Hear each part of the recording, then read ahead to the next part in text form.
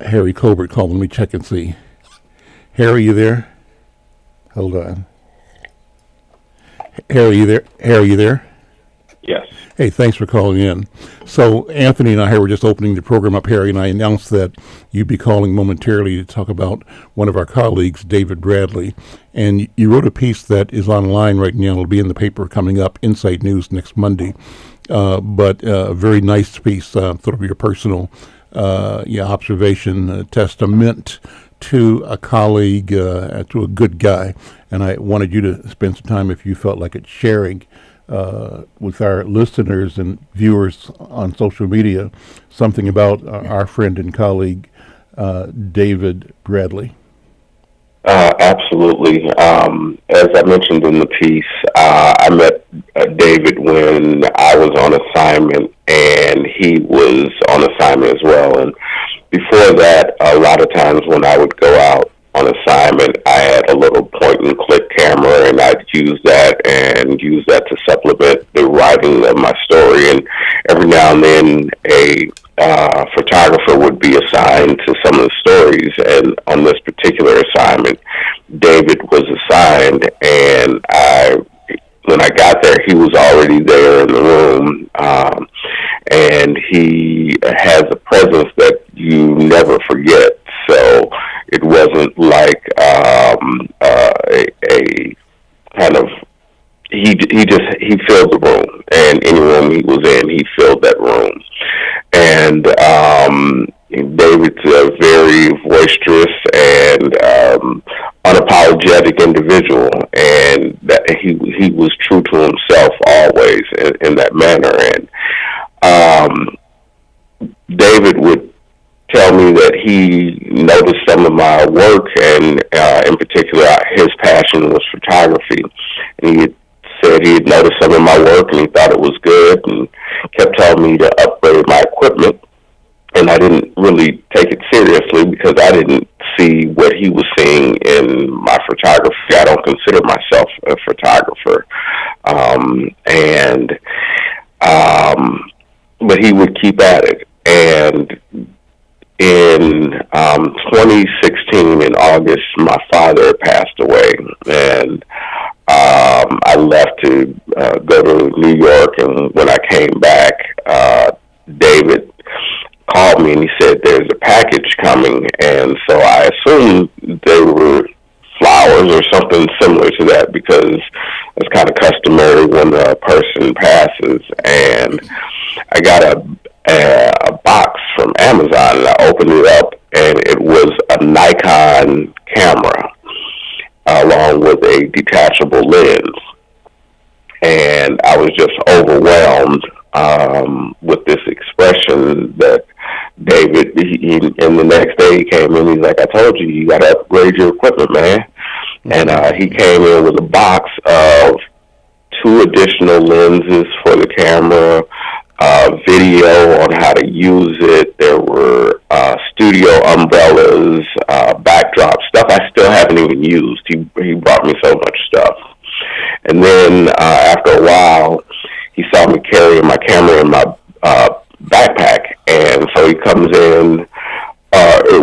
First he sends me another Amazon package, and it was a package with my camera carrying case, the one that if you see me out today or any other day, you see me with this camera bag. And then he brought me another camera bag after that.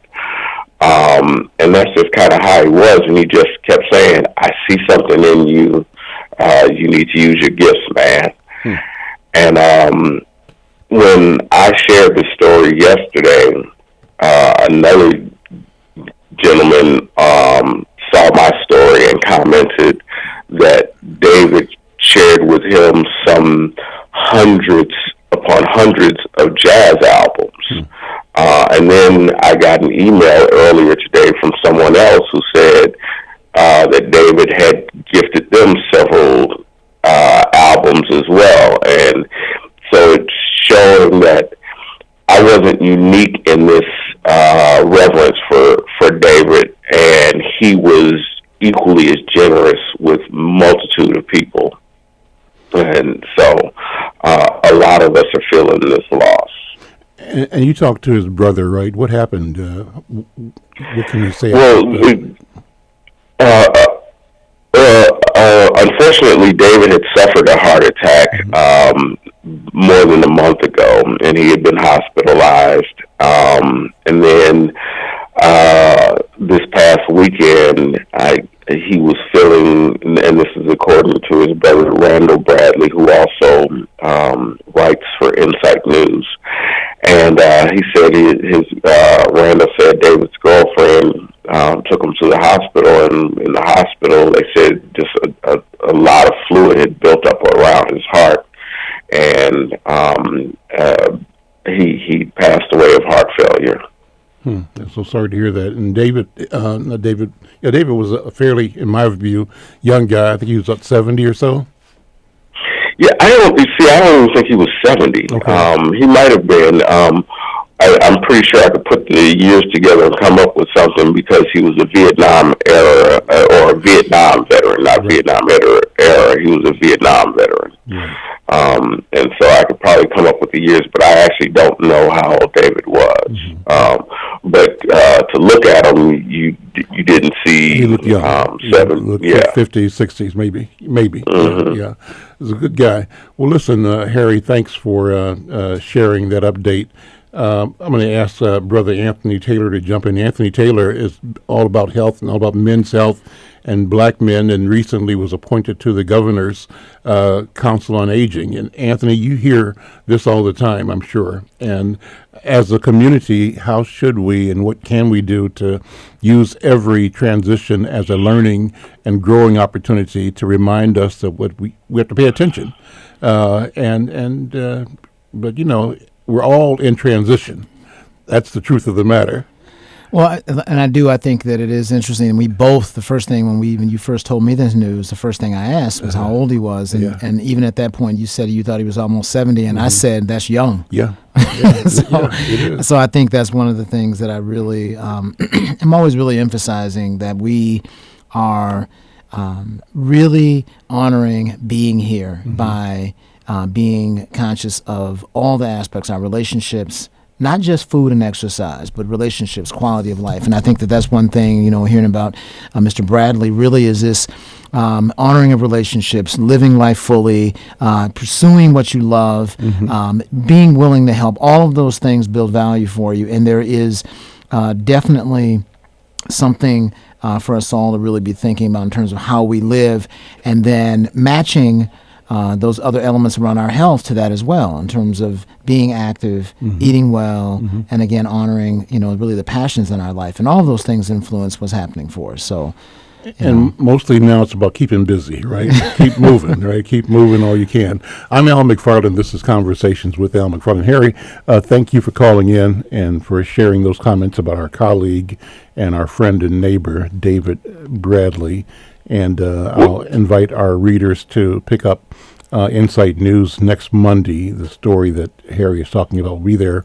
But actually, it's online right now. So if you go to insightnews.com, you can read, I think, a very beautiful story, just as described by Harry, that pays tribute to this wonderful character, David Bradley. Harry, thank you, man. Thank you, but before I go, one thing I really do want to ask people, if they get a chance, if they're on Facebook, David has a wealth of his photography on his page, and he was a talented artist, and I would just ask people to go check out the work that he did, because his work was beautiful and powerful, and it gave you an insight into his soul in many ways, because what you were seeing captured through his lens helped you to capture the essence of David. And I just would encourage people to really check out his work, because it's beautiful, and I keep finding new beauty in it every time I look at it. Kelvin, were you able to pull up some of his work? So we're showing some of that now. If people are checking this out on Facebook or Twitter, you'll see some of David Bradley's images. And what we'll do is, while the next song is playing, keep rolling through some of the work that's on David's page. I'm Al McFarlane. This is Conversations with Al McFarlane.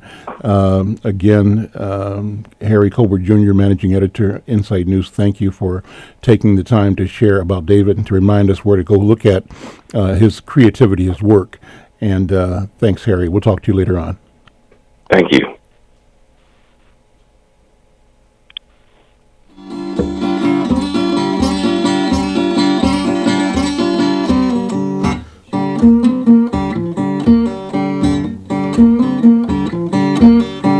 When I first down the Hoborn boy,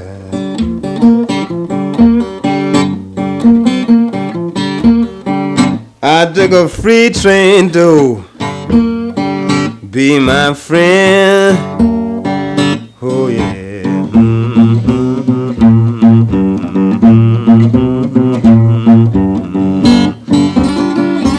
Well, I hobo a great long wave 'em home. Oh yeah.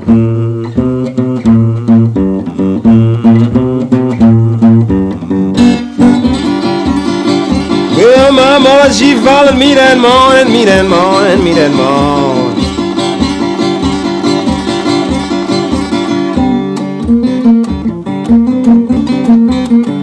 Followed me down to the yard. Oh yeah.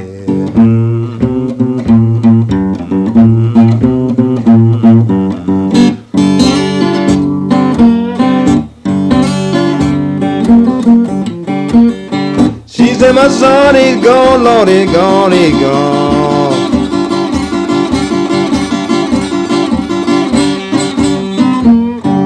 Yes, he gone is was somewhere. Oh yeah.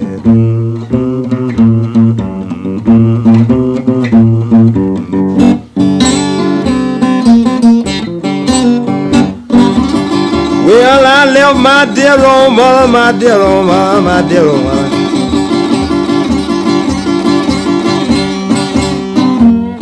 She was on her knees a cry. Oh yeah.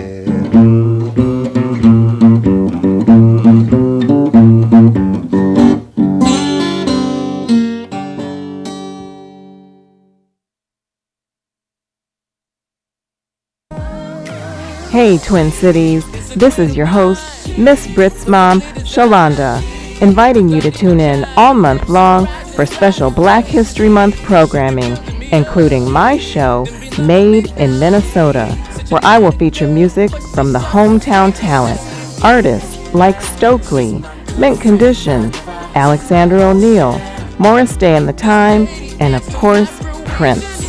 That's Made in Minnesota, right here on KFAI 90.3 FM, radio without boundaries.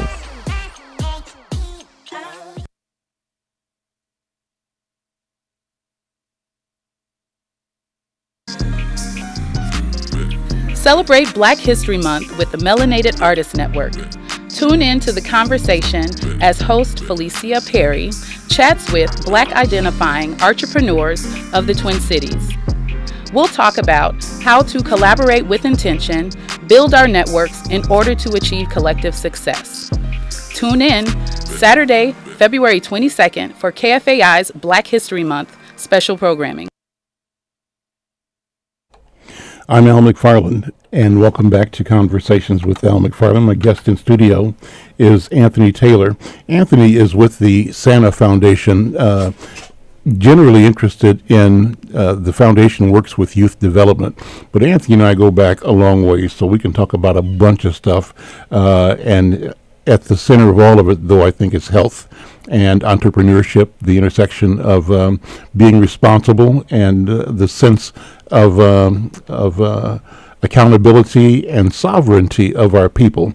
Anthony is a co-host of an important health show on KMOJ. You've been on the air for how long, Anthony? I don't even know anymore. I feel like it's been at least 15 years. Yeah, a long time. It's been a really long right. time. So you've been out there with your mom preaching and teaching and telling people about community, about becoming, about being, Right. about being healthy. And that's a wonderful thing. I think that we have to keep doing that, keep expressing our ideas, our expectations, our desires, and our vision to ourselves and to the world. And radio is a great platform for doing that. So thank you for all that you are doing. And you and I also go back. I talk about you all the time. You got me into bicycle riding, and one of the best parts of it was that I said that you had suggested that I get a bicycle. I said, "Yeah, man." And you suggested it again. I said, "Yeah, okay." And I kept saying that for a year or so. And then you showed up at my house with a bicycle, and it was all over at that point in time. So persistence, but that was a gateway to me moving towards moving more and focusing on my health. So thank you again for what you have done, what you do to motivate and engage people around health. So, talk about where that comes from. I think really accidentally. I think I've started early. Matter of fact, this morning I had breakfast with Daryl Thompson, which was really exciting. I've really started out, just being active myself, but I really discovered biking as a young person, and then accidentally started working with youth. And I think I've never really thought about how the connection was, but I think my first job in college when I moved here was with the Minneapolis Park Board, working in McCray Park and working with kids. And so what I have found is that working with young people for all these years and knowing young people in some ways may have been a kind of foundation of that. And I think when I originally called you, I was really excited about kind of change in my professional life, which was landing at the Sani Foundation in St. Paul, in really connecting broadly, because what I really found is I wanted to work with youth, but I wanted to work with youth holistically. And the other piece of it was I wanted to work with youth and families, because I think there's a lot of organizations who are doing really great work in some regards, but we don't always see that part of working with youth is working with family, and our work to change communities is really grounded in families. So there's a way where we have to work intersectionally and holistically, and I think at the Sani Foundation, sometimes I shorthand it and say what we're really doing is building community through youth development, and it's actually been really exciting to do that. So that really, and health is at the center of that. So I think that's another thing really people think of. Organizationally, I think we think about kids, and sometimes we think about activity, but we don't always think about health and community health, and like really in a holistic way around youth. So even organizationally, when I was looking for a change, I was looking for someone who was looking at health. And inside the work at the Sani Foundation is really the idea of the social determinants of health. And you've been doing this long enough where you have kind of found what happened. There were lots of organizations who were looking at health, and at first it was just focused on disease, right? Not actually health.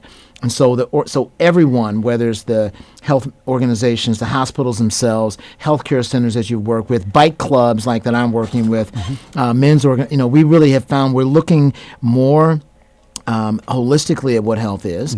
And it's not just the lack of disease, right? The social determinants of health now encompass economic development. It encompasses relationships. It encompasses the ability to be active. It encompasses education. Even in terms of a high focus in the African American community around education, we're now moving away from testing as a measure to looking at more holistic measures of it, which includes good food, includes activity, it includes what's happening in the whole community. And so again, I think everyone is moving towards a modern definition of what it means to be healthy, and in the center of that is youth development. And I think in the center of it, too, is a sense of connectivity, how we connect with each other, how we, I've heard Babington say, complicate each other's lives. Right. And to say that, to take that in a positive, that we enrich each other, but we have to be with each other in order to do it. We have to want to be with each other.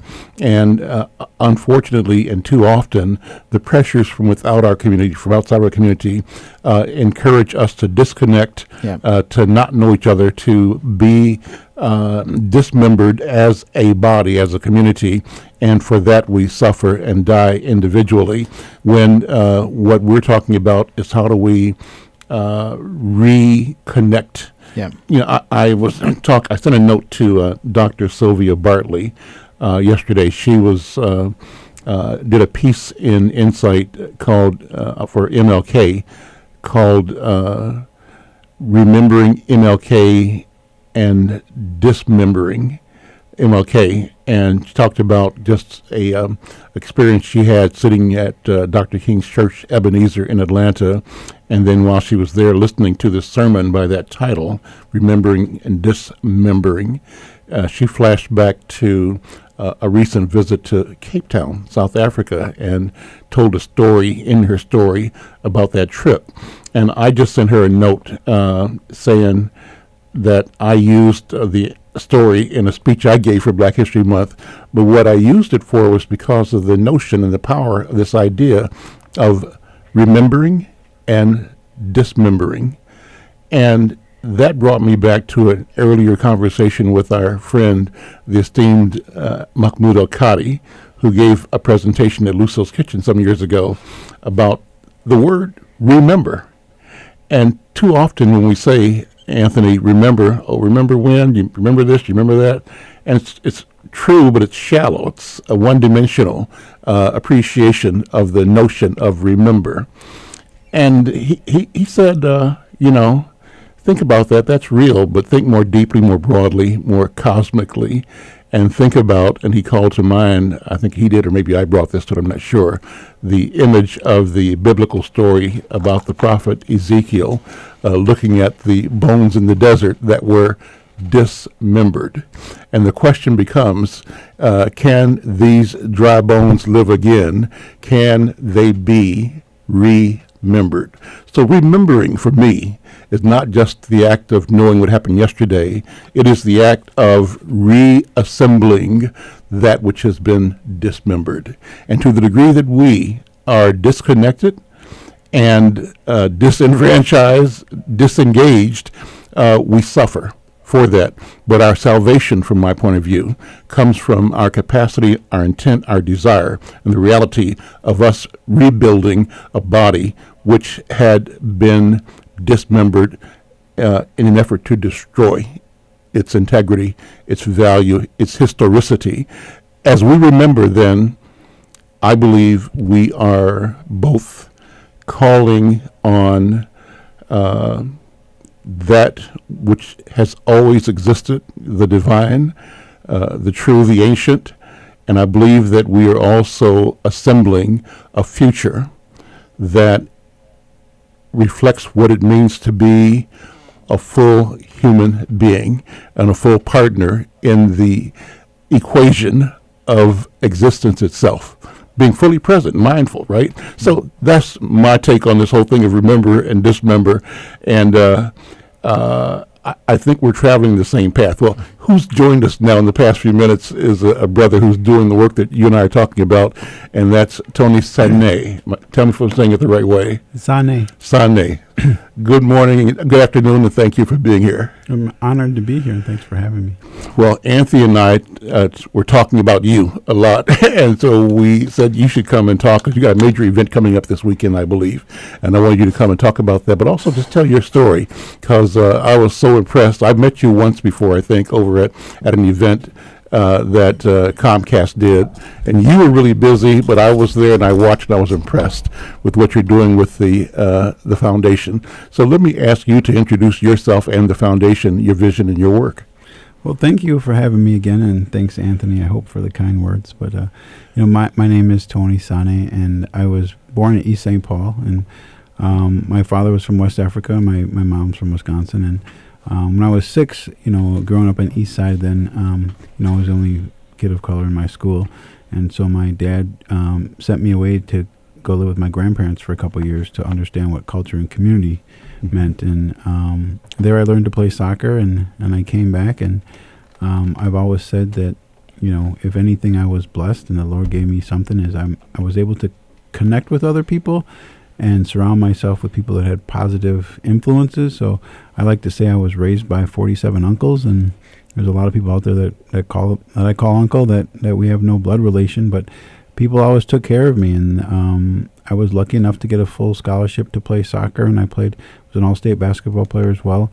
So athletics let me connect, and when it came time to retire, I realized that it wasn't it had nothing to do with the sport itself, but the relationships that I was able to build through the sport, and the difference of why I had a successful career and some of my friends maybe didn't, and what was missing.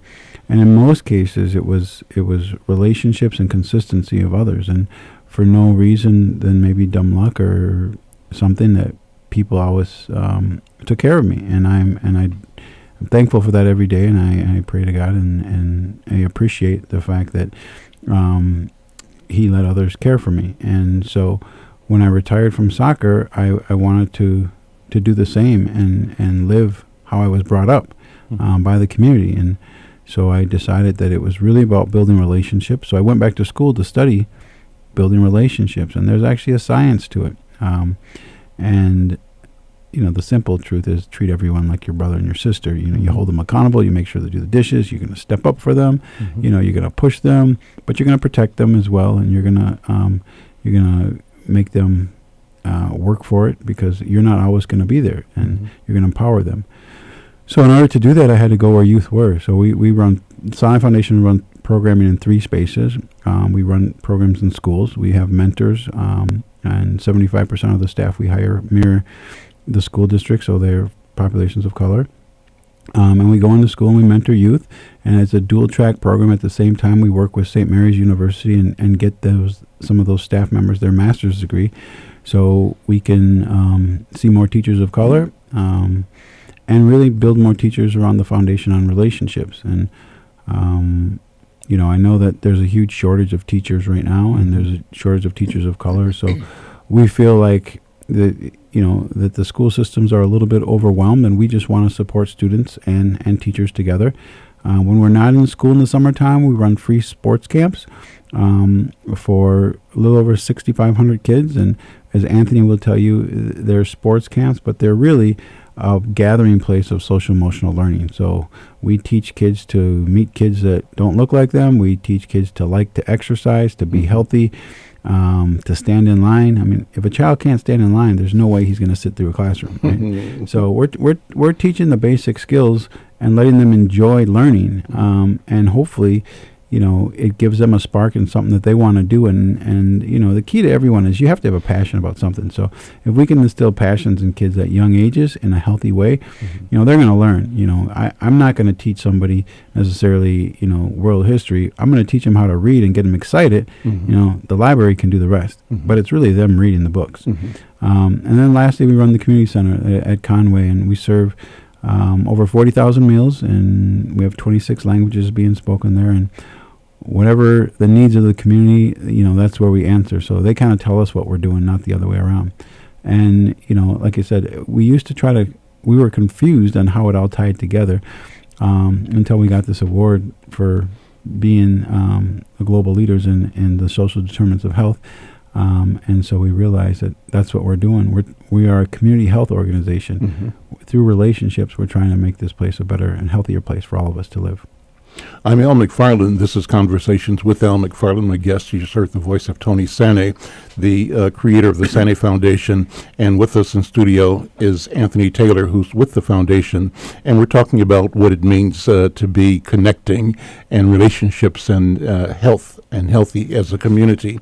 Tony, let me go back and ask you something about soccer. This is a question that I normally ask every musician that comes to studio, and I'm fascinated about the creative experience that musicians have. I ask the musician, when you're on stage and performing, the lights are on and you're into the whatever it is you're doing, singing, is there a moment of transformation where you step outside of yourself and you become more of a vehicle or a vessel or a part of something bigger than you?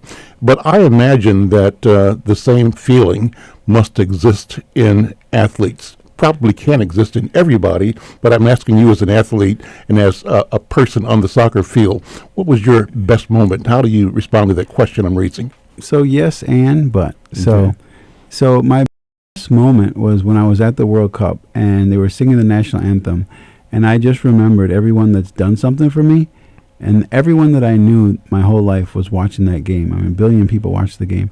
And they were sitting next to somebody and saying, remember that kid I told you about that I bought a pair of shoes for? Remember that kid that, there he is. He made it, right? So that was the best moment of my career because it was paying back in partnership with everybody that believed and invested in me, and we shared that moment together.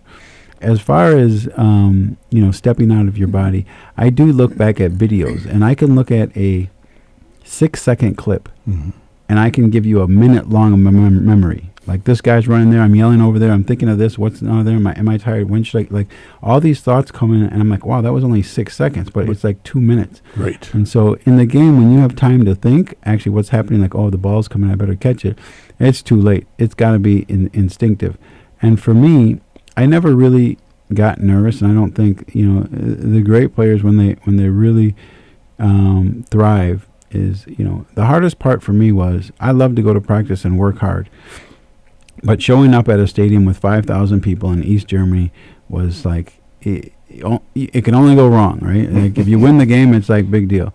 But put me in front of 100,000 people in Barcelona and the rest of the world, I do consider myself a musician or an actor. Like, that's my playtime. An artist, and that's when I get to express myself. So, I was what you would call a world-class role player, but I was, I scored in every championship game I've ever played in, but I only scored 3 or 4 goals a year. So the bigger the stage, that was my moment to shine, and I reflect back to, like, having 42 uncles, and people told me I was special. So when I got a chance to show it off, I would. You did. So, Anthony, same question for you. Yeah, I know you, among other things, but as a bicyclist, as a champion of the art, the fun, the health of bicycling, and you've been one of the creators and managers and promoters of the Major Taylor Bicycling Club. You've shared with me and our audiences this wonderful story about a visionary, pioneering black man who was one of the highest paid athletes in the world at the time through bicycling. We didn't know that. We haven't known that. But you've shared that story, and in the process you've invited people like Al McFarlane to get on a bike and ride. And when you're riding, either competitively or socially, when you're doing what you do as a bicyclist, is there a moment for you? Same question. I'm addressing you as a musician now, as an artist. Well, I think a while ago, people would ask me that, and it would have been some performance. Like, I've ridden the course of the Tour de France and had some amazing moments. But most recently, what really has happened, and the moments that are amazing, is when I watch someone else turn on to what we're doing. Like, there's a moment when you're working with a young person or an adult, and they have an experience where they are doing something, and it doesn't even have to be biking, but even the work we do, where you can see a young person or an adult actually have this moment where they go, the epiphany. I got this. Yeah, I can do this. Like, and it's amazing. You see it in their eye, and it's like a surprise to them almost, but then they have that moment of that, and those moments have really become what is really exciting to me. And I think, and Tony kind of skirted through something, like even talk about the work that we do about dual track. I don't know if anybody else caught that word, but there's this thing now that happens where we're doing programming where there is an adult working with a young adult working with a child, right? And the putting that together where each of them sees their role as a mentor, and it is amazing, and it happens in a moment, and so it really and the child ends up being a mentor too. The child is mentoring the adults. That's exactly right. Where everyone's doing it, and that's what I mean. And it is amazing when I can see that happen. So I think that's something that I've really, and I think as I've gotten older and kind of moved away from those things, I really do see that. And even with Tony, it's been exciting working together because I see that happen for him, and people who know him, they think he's a mad scientist or an artist or just, there's too many things, Tony, slow it down. But there are moments where he will have a creative spark about the program we're in. So it isn't, and it is deep down inside, even as an executive director, even as an, kind of the head coach for us, he's really a programmer, right? He's like creating programming. And I think that's something that actually makes it interesting for me to work with him. But that's what winds up happening for me. And I think where we have a similar kind of exciting realities when we see other people having this epiphany of their own ability to grow or their own ability to achieve. And that's really kind of beautiful creativity. Tony, talk about your few years where you discovered your 47 uncles in West Africa. Tell me about that experience. Where's your dad from? You told me. Or you did, my dad's from the Gambia. From the Gambia. And 47 uncles was global, like more so in Minnesota. But I spent 2 years in West Africa, and at first they were just going to send me over, and then after about a year they said, "Well, we don't really know what's going to happen, so you need to go to school." Mm-hmm. But you grow up very early there, right? And like kids don't cry, and like they said, okay, like you can either stay in the house or you can go out in the street and play soccer, and you could only stay in the house so long. So I went out in the street and played soccer, and you had to you had to fend for yourself. How old were you? 6. 6 years old. Okay. And so either from 6 to 8, 6 to 9, 6 to 8. Okay. Yeah, Mm-hmm. and that wouldn't happen in this day and age because like I said, I flew on a plane by myself, through Europe, and ended, and they took me on a fishing boat across the sea, and strangers greeted me, and a couple of days later I saw my dad. But it was really about the trust in the community, and but what I did learn, I think, being there was a certain kind of resilience, and playing professional soccer and moving around the world, and being in a lot of situations. Like I understand that no matter where I am or what I'm doing, I'm going to make that the best situation I can. And it's not about what I don't have. It's how do I make the best out of what I have. And so, grew up playing games with my brothers and people, and just enjoying people. And, I think that, we talk about mentoring. It's really developing relationships, and being able to develop relationships means no matter where you're at, who you're with, giving 100% into that relationship. And it's two ways. And I think when you do that, you find so much joy in actually caring and learning about people. And I actually really love to learn about people. So in Africa, I learned about a lot of people, a lot of different cultures, but I also, learned how to survive. What do you mean by that?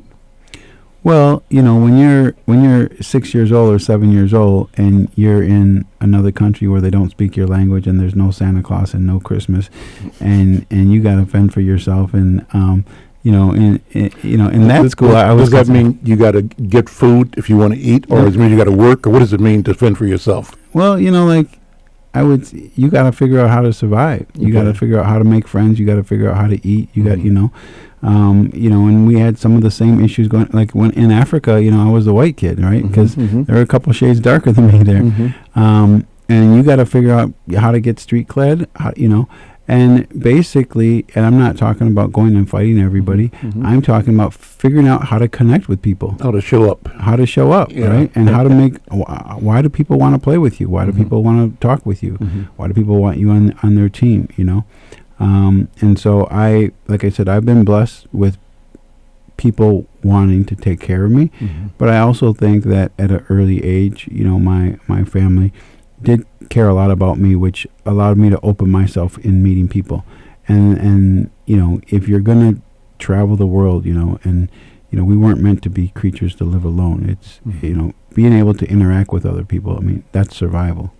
I'm Al McFarlane. This is Conversations with Al McFarlane. My guest in studio is Tony Sana of the Sana Foundation, a former world-class professional soccer player. And we're talking about his growing up in St. Paul, some time he spent at his dad's home in the Gambia in Africa. And we'll talk more about the work of the foundation and just his observations, his perceptions about what it means to be a human being. And also,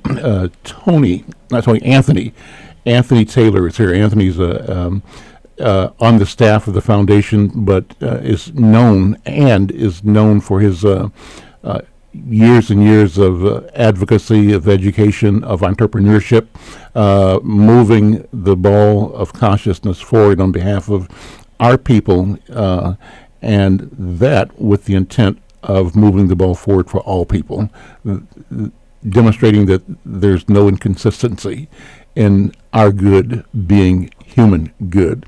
So, Anthony, you talk about health with your mom on your weekly show on KFAI, and as you keep moving through your career as an educator, entrepreneur, business person, what learnings do you keep accumulating? What things sort of reveal themselves to you anew? What do you think? Well, I think one of the big things is I think the work that we do is really about creating these positive emotional connections or positive emotional experiences for people, so that they can move through the time when something is really tough. I think that one of the things that's been interesting for me, and I think for a long time I really felt like I was working with adults.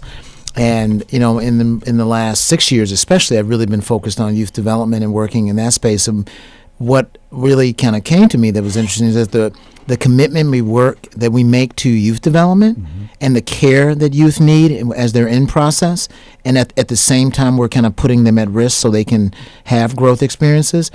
The same amount of care is required for adults, and it may be more required for them. Adults actually may be more fragile and less resilient than kids, and we don't always put the same emphasis on the progressive developmental experiences for adults as we do with youth. And I think that's something that I've become aware of more recently, that we need as much care in both of those stages of life. And I think even, like I said, the work that we do now is interesting because we're doing youth and family and community, and there's this through line again around this idea of positive emotional connections, helping people have experiences that help them feel more successful and be more successful. I want to recall a television show watched this morning. It was Good Morning America. And Dwayne, what's the pro ball player? He just retired. Dwayne, and he's married to the movie star. Dwayne Wade was on talking about his, I think, 12-year-old daughter who had announced some years back, but more recently went public about being transgender. And the reason I'm bringing it up is because he was in his, I guess maybe a blog or a book or a documentary he's doing, is talking about how important it is for parents to learn from the children. And when you talked about this multi-level mentoring process of elders mentoring midlife and midlife mentoring young adults and young adults mentoring kids, and the logical extent is that, and I brought it up, that kids have mentoring to do as well, that they are knowing who they are, though they continue to develop, they continue to become. But some are quite clear on who they are at the moment, at least they think they are, and that has to be recognized and has to be valued, right? And so he was saying how he and his wife decided that they had to listen. They had to listen to this 8, 9-year-old, 10-year-old, 12-year-old as this child began to explain how the world looked from within their body, and they had to not be the authoritative, but to be supportive. The key is support, to listen.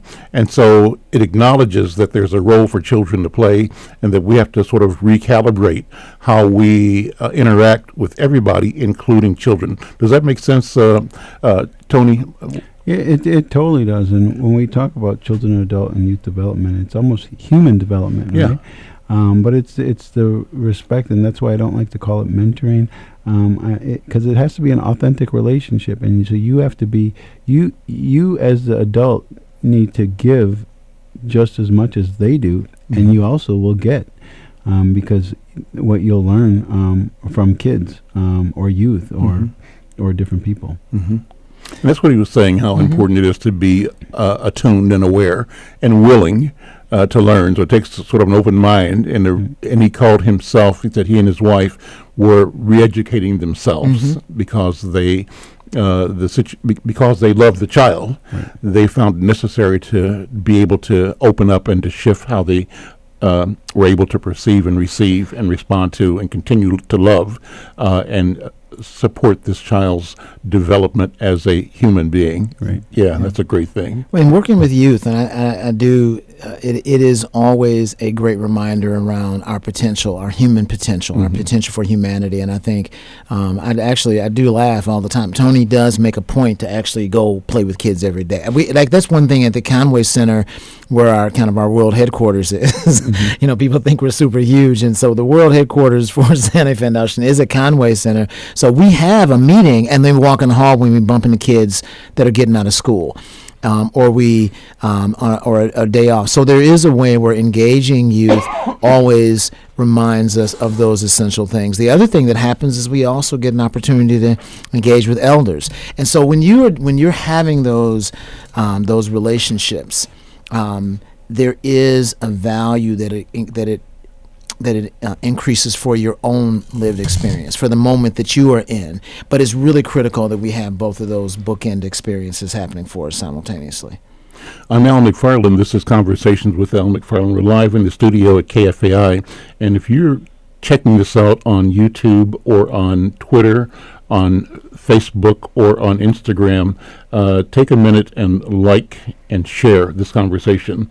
Our goal is to use all of the platforms we can to generate conversation and engagement, and we're really happy to be able to not only broadcast to the powerful audience that KFAI has, but to amplify that with social media. And we're using, as I said, Twitter, Facebook, Instagram, and YouTube. And if you're joining us on either of those platforms, like us and share this to your contacts.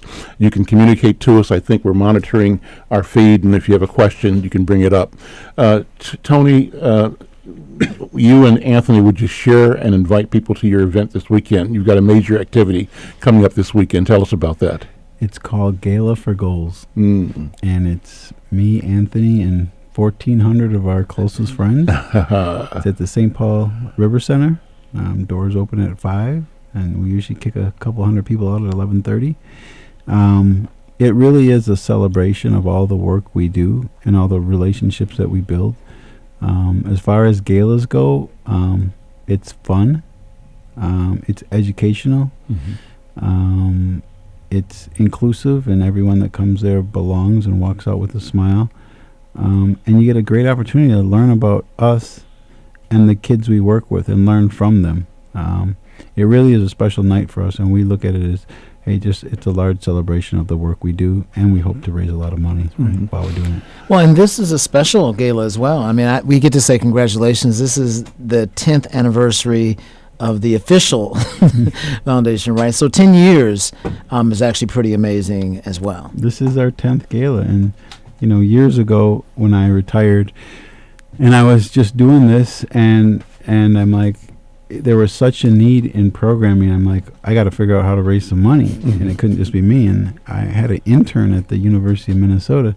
He was like, I need $750 a month to pay for my rent, and I can help you do whatever you need to do. So we said, okay, let's have a fundraiser. So we were going to have a luncheon, and then grew from 200 to 400 and 600 people later, and $57,000. We kicked off our first gala in 10 weeks. It worked, and it's grown now to over $700,000 and 1,400 people, and an actual production. But it's a special evening for us because we can, and like I said, as a soccer player, we can showcase our work, and we can show people the smiles, and we can perform.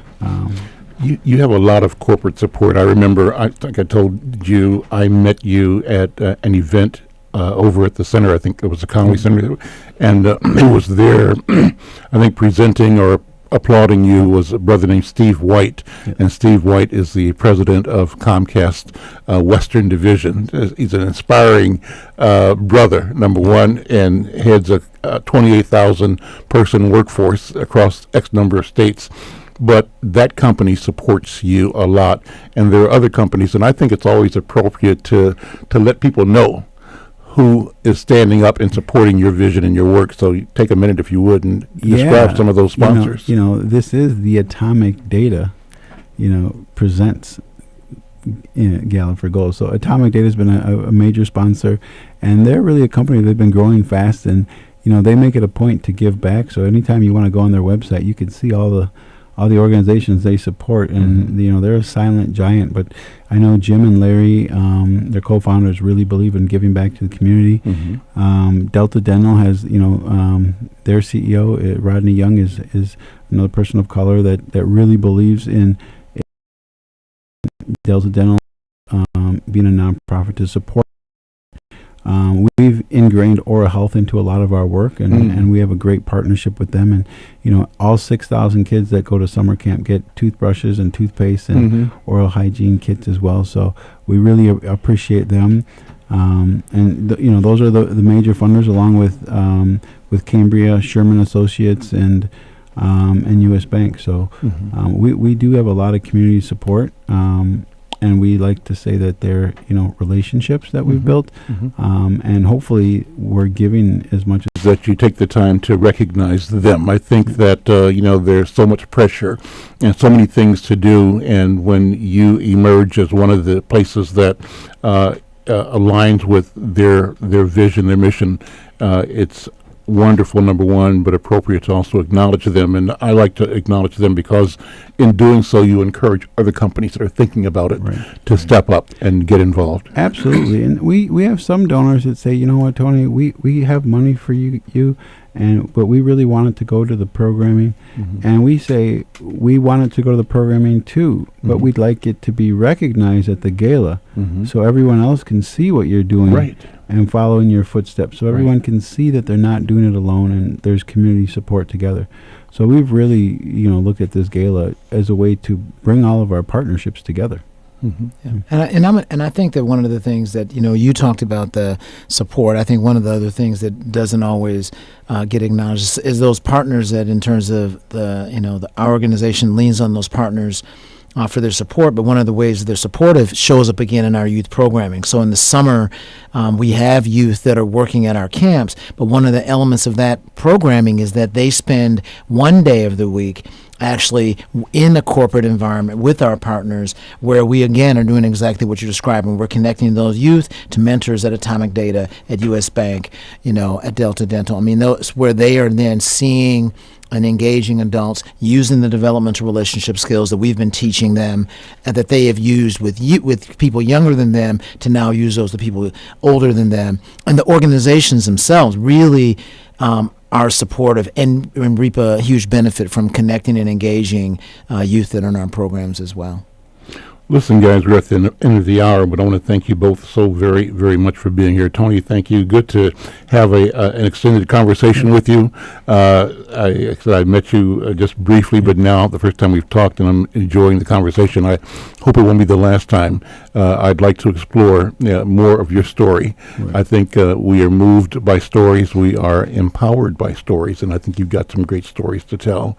And I'm glad to have you here today. I appreciate it, and thank you for your leadership and being an example to all of us young people and on how to live and share and communicate. Okay, and Anthony, what else is on your horizon right now? What else? Right now the gala is all gala all the time. Right, yeah.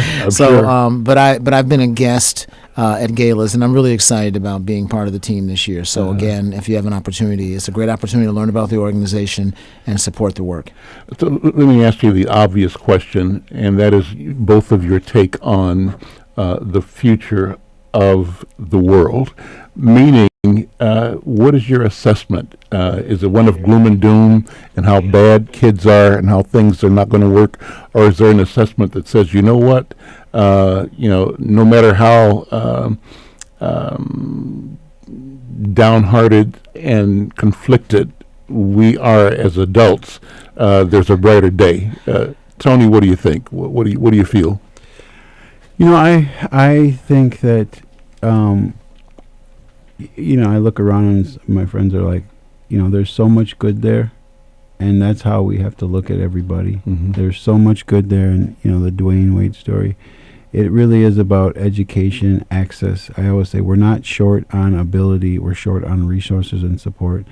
I think in every situation, if we take the time to learn about people, we learn why they're in the situation that they're in or the challenges that they have.